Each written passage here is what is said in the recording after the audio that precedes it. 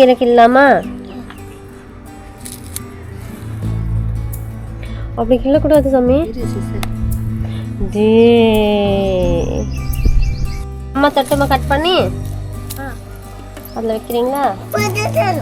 என்னப்பா பெருசு இரு அம்மா எடுத்துட்டு இருக்கேன். அதில் வைங்க.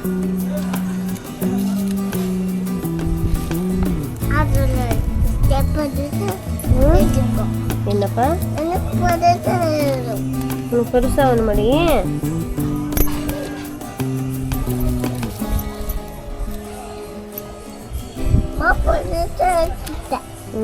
பெருசா தாண்டி தங்க எடுத்திருக்கேன்.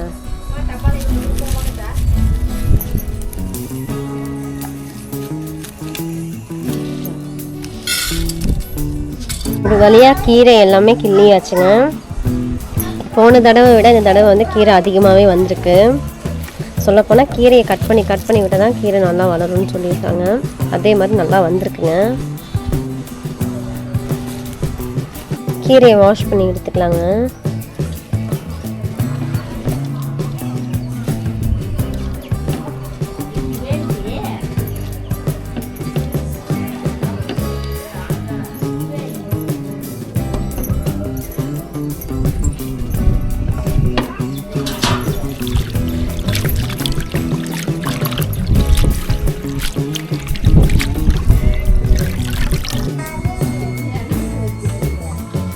கீரையை வாஷ் பண்ண தண்ணி இந்த செடிக்கு ஊற்றிடலாங்க.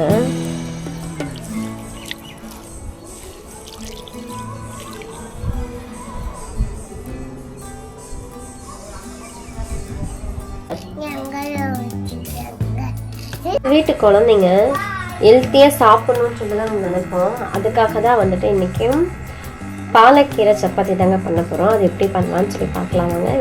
பாலக்கீரையை வேக வச்சு எடுத்துக்கலாங்க.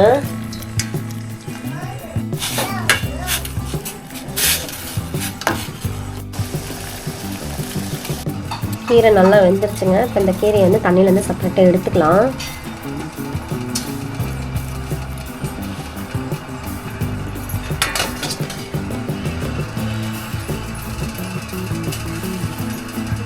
கீரை வந்து சூடு ஆறி போச்சுங்க. இதை இப்போ மிக்சியில் போட்டு ஃபைன் பேஸ்ட்டாக வந்து அரைச்சி எடுத்துக்கலாங்க. தண்ணி ஆட் பண்ணிக்கலாங்க லைட்டாக. சப்பாத்திக்கு வந்து வீட் ஃப்ளவருங்க, கோதுமை மாவு போட்டுக்கலாங்க.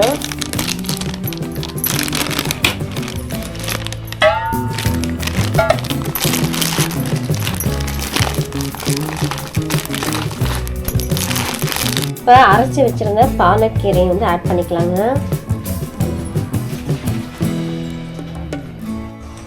உப்பு ஆட் பண்ணிக்கலாங்க. இதை ஃபஸ்ட் நல்லா மிக்ஸ் பண்ணிக்கோங்க. மாவோட கீரையும் மாவும் நல்லா கலந்த மாதிரி.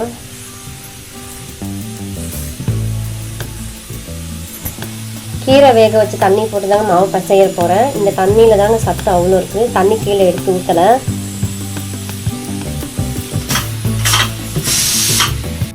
எண்ணெய் ஆட் பண்ணிக்கலாங்க கொஞ்சம். இப்போ சப்பாத்தி கொஞ்சம் சாஃப்டாக வரும். ஊற்றணுங்க.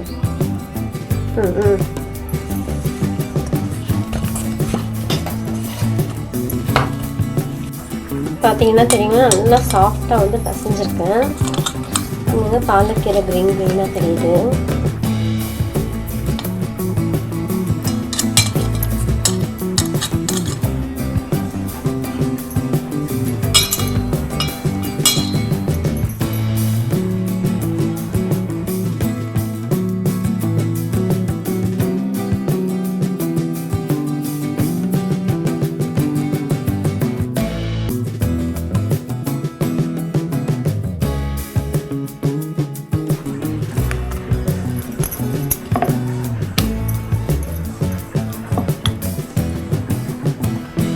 நான் எப்போவுமே இந்த மாதிரி நாலாக மடித்து தாங்க தேய்ப்பேன் சப்பாத்தி.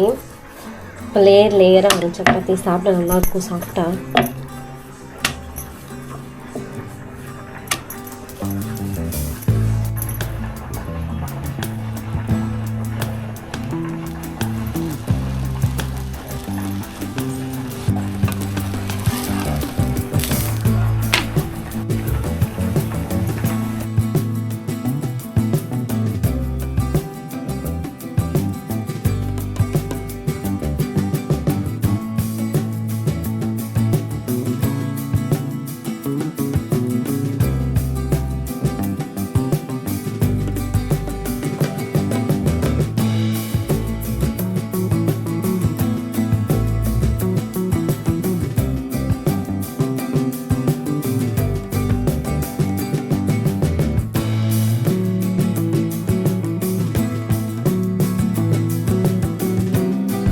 சூப்பராக இருக்குங்க.